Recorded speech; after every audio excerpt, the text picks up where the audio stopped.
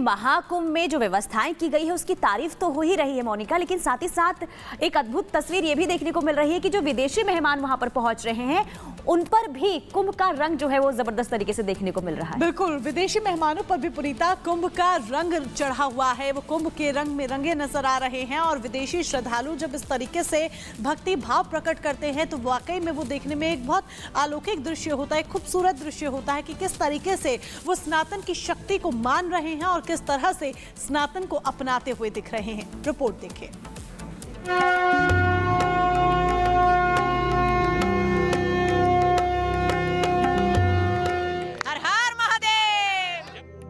भारतीय संस्कृति और अध्यात्म का असर ऐसा है कि संगम नगरी में विदेशी भी नहीं बचे। हर हर महादेव। इस बार विदेशों से आए साधु सन्यासी भी कुंभ के रंग में रंगे दिखे। ये सिर्फ भारत का ही नहीं बल्कि सही अर्थों में दुनिया का सबसे बड़ा मेला है।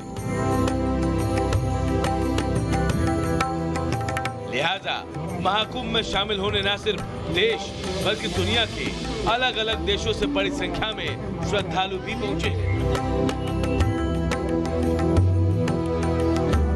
कि मैं जब संगम स्नान करती हूँ तो केवल संगम में नहीं, स्वयं में डुबकी लगाते हैं।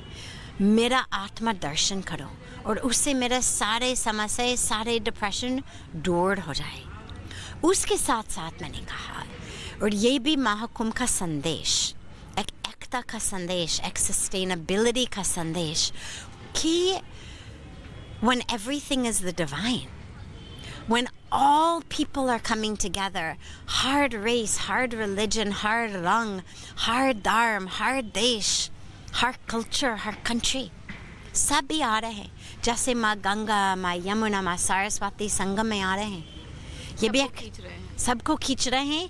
भारतीय संस्कृति और सनातन के प्रति लगाव के चलते विदेशी श्रद्धालु भी प्रयागराज की धरती पर पहुंचे हैं। यहाँ श्रद्धा और भक्ति भाव के साथ हवन पूजन में ये तमाम विदेशी मेहमान शामिल हो रहे हैं। सब कुछ कमाने के बाद नींद लाने के लिए गोली खानी पड़ती। क्यों? क्योंकि शेल्फ फुल है लेकिन भीतर का अनुभव खाली है। तो सभी लोग आध्यात्मिकता की ओर मुड़ रहे, खासकर भारत में, खासकर अपने सनातन धर्म वो मुड़ रहे क्योंकि वो ढूंढ रहे हैं और आंसर्स अपने सनातन में हैं। 3.5 करोड़ लोगों के साथ स्नान किया। अब आप सोचो, बचपन से लेकर आज तक किस किस के साथ स्नान करते हैं? केवल अपनी क्लोजेस्ट फ्रेंड्स, फैमिली मेम्बर्स, कोई स्ट्रेंजर के साथ स्नान तो नहीं करेंगे। इसका मतलब ये 3.5 करोड़ लोग हमारे फैमिली हो गया, हमारे क्लोजेस्ट फ्रेंड्स हो गया। वो स्ट्रेंजर्स तो हो नहीं सकते, हमने भी साथ ही साथ स्नान किया, मतलब फैमिली है। तो कहाँ लोनलीनेस, कहाँ डिप्रेशन, तो सब भी आ रहे हैं। अमेरिका, रूस, जर्मनी, इटली और स्पेन समेत कई देशों के श्रद्धालु महाआयोजन का हिस्सा बनने पहुंचे हैं और महाकुंभ के रंग में पूरी तरह से रंगे हुए हैं। Bureau report, Republic Bharat.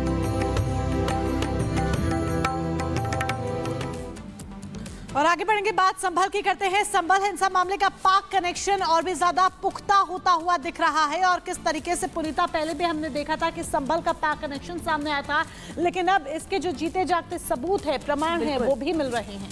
बिल्कुल, प्रमाण लगातार मिल रहे हैं क्योंकि जैसे जैसे जांच आगे बढ़ रही है संभल हिंसा की, कई अहम खुलासे और अब पाक कनेक्शन निकलकर सामने आया है तो इसने सभी को हैरान कर दिया है क्योंकि जिस आरोपी की गिरफ्तारी हुई है उसने अपराधी शारिक साटा का नाम लिया है। अब पुलिस शारिक साटा की कुंडली खंगालने में लगी हुई है, जानने की ये कोशिश कर रही है कि शारिक साटा आखिर कैसे दुबई में रहकर उसने संभल हिंसा को अंजाम दिया है।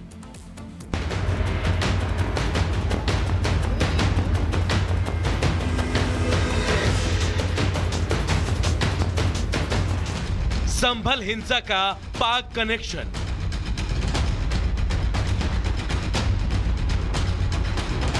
शारिक साटा कर रहा था दुबई से हैंडल। मुल्ला अफरोज ने खोले कई राज। ऐप के जरिए मिलता था आदेश। संभल हिंसा मामले में रोज नए खुलासे हो रहे हैं। हिंसा के मामले में अब तक 70 आरोपियों की गिरफ्तारी हो चुकी है। इनमें से सबसे महत्वपूर्ण गिरफ्तारी है मुल्ला अफरोज, जो कि दाऊद इब्राहिम और आईएसआई के लिए काम करने वाले शारिक साटा का खास गुर्गा था।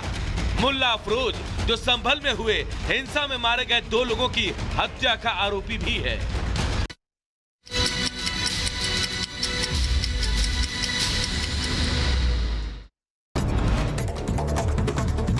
अमेरिका के 47वें राष्ट्रपति बने डोनाल्ड ट्रंप कैपिटल हिल में दूसरी बार ली राष्ट्रपति पद की शपथ। डोनाल्ड ट्रंप से पहले उपराष्ट्रपति जेडी वेंस ने शपथ ली। जेडी वेंस ने अमेरिका के 50वें उपराष्ट्रपति के रूप में शपथ ली। अमेरिका में जेडी वेंस के उपराष्ट्रपति बनने पर आंध्र प्रदेश में आपको बता दें उनके गांव में जश्न का माहौल देखने को मिला।